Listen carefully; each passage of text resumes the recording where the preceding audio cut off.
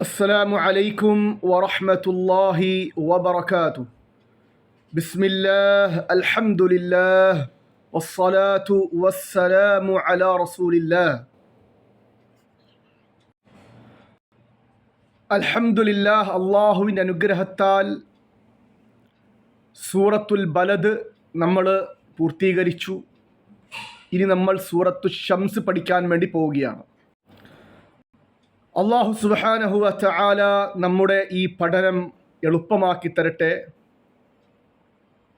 ഇനി പാഠം ശരിക്കും ശ്രദ്ധിക്കുക. സൂറത്തു ഷംസ്. അഊദു ബില്ലാഹി മിനശ് ശൈത്വാനിർ റജീം. ബിസ്മില്ലാഹിർ റഹ്മാനിർ റഹീം. والشمس وضحاها والقمر إذا تلاها والنهار إذا جلاها والليل إذا يغشاها والسماء وما بناها. അഞ്ചായത്തുകളാണ് നമ്മുടെ പാഠം, ഇന്നത്തെ പാഠം. ഇനി എന്നോടൊപ്പം പാരായണം ചെയ്യുക. أعوذ بالله من الشيطان الرجيم.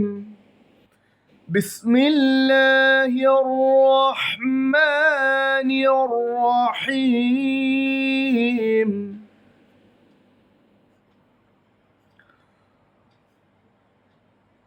والشمس وضحاها والشمس وضحاها وضحاها. ഹ തൊണ്ടയുടെ നടുക്ക് നിന്നും പുറപ്പെടുന്ന അക്ഷരവും തൊണ്ടയുടെ നടുക്ക് നിന്ന് പുറപ്പെടുന്ന അക്ഷരവും തൊണ്ടയുടെ താഴ്ഭാഗത്ത് നിന്നും പുറപ്പെടുന്ന അക്ഷരവും രണ്ടും വന്നിരിക്കുകയാണ്.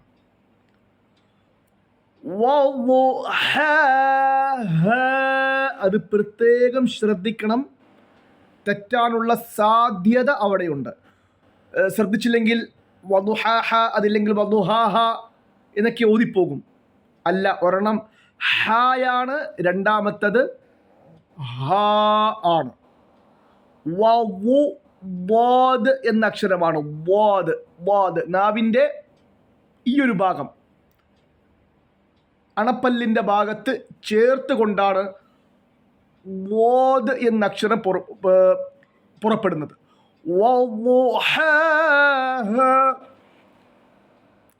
വശംസി വദുഹാഹാ വൽഖമരി ഖാഫാണ്, ഖാഫ് പ്രത്യേകം ശ്രദ്ധിക്കണം. വൽ ഖമരി എന്ന് ഓതിപ്പോകരുത്. വൽഖമരി ഇദാ തലാഹാ വൽഖമരി ഇദാ തലാഹാ. എന്നോടൊപ്പം ഓതുക. والقمر إذا تلاها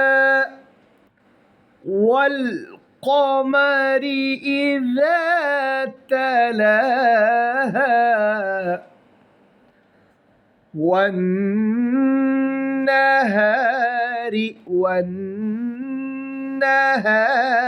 ശ്രദ്ധിച്ചല്ലോ, നൂനിനെ കട്ടിയാക്കുകയും മണിക്കുകയും വേണം.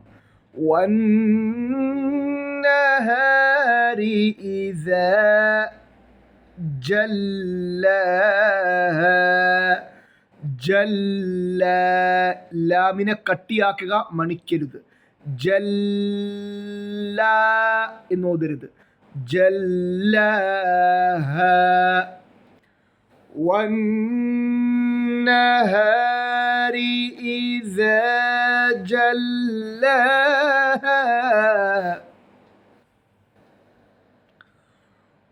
والليل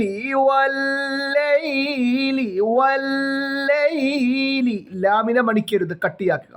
والليل إذا يغشاها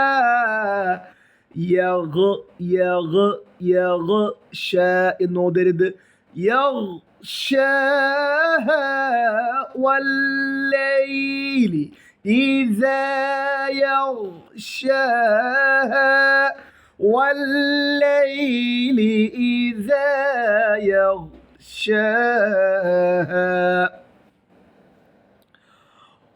والسماء وما بناها. 4 അലിഫ് നീട്ടണം ഇവിടെ. والسماء وما بناها والسماء وما بناها. 5 ആയത്തുകളാണ് ഇന്നത്തെ പാഠം. ഇനി എന്നോടൊപ്പം പാരായണം ചെയ്യുക, ശരിക്കും ശ്രദ്ധിക്കുക ആയത്തുകൾ. അഊദു ബില്ലാഹി മിനശ് ശൈത്വാനിർ റജീം. ബിസ്മില്ലാഹിർ റഹ്മാനിർ റഹീം. والشمس وضحاها والقمر إذا تلاها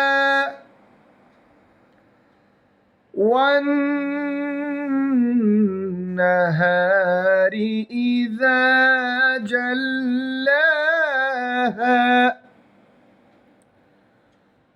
والليل إذا يغشاها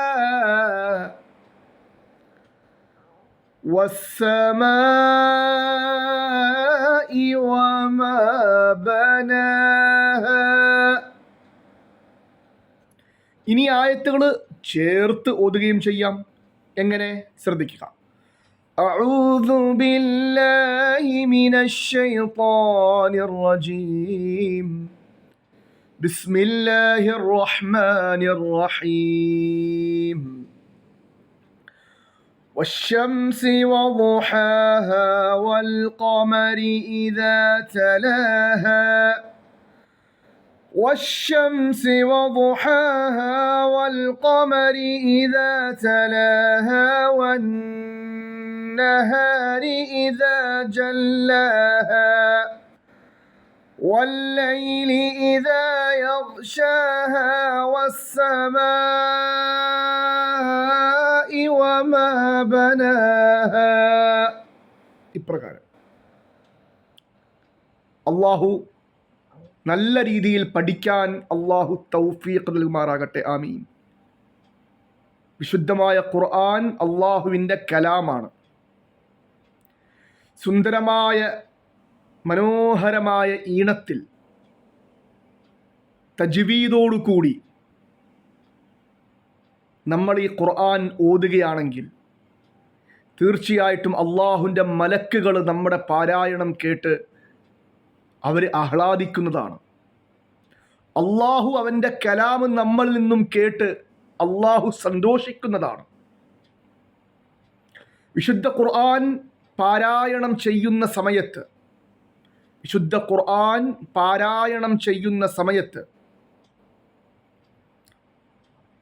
നമ്മൾ ചിന്തിക്കേണ്ട കാര്യം 2 കാര്യങ്ങളാണ്. ഖുർആൻ പാരായണത്തെ അത് മനോഹരമാക്കുന്നതും ആസ്വാദനമുള്ളതാക്കുന്നതുമാണ്. ഒന്ന്, ഞാൻ അള്ളാഹുവിൻ്റെ സംസാരം, അള്ളാഹുവിൻ്റെ കലാം, അതാണ് ഞാൻ പാരായണം ചെയ്യുന്നത്. അതായത് അള്ളാഹു എന്നോട് സംസാരിക്കുകയാണ്.